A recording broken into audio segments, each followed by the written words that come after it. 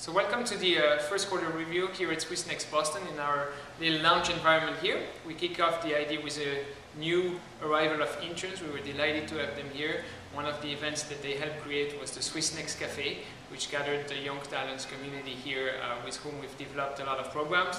They were also very active here when we had the European Career Fair, where we welcomed Swiss universities and Swiss companies talking about recruiting and job opportunities in Switzerland. Very happy to welcome also University of Basel as a partner, with whom we're starting now operation and activities for 2011.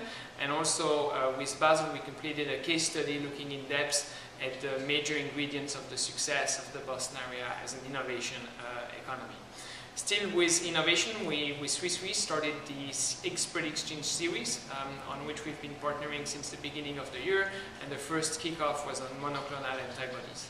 In terms of visits, we had lots of visitors that came here from our traditional partners, but also some notable visits, in particular Ambassador Rapport from the Department of Foreign Affairs.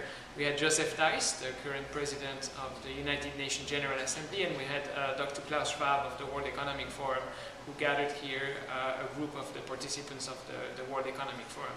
We did a few community events as well, showing film, going to theaters, interacting through exhibit, and taking an active part in this year's Semaine de la Francophonie here in Boston.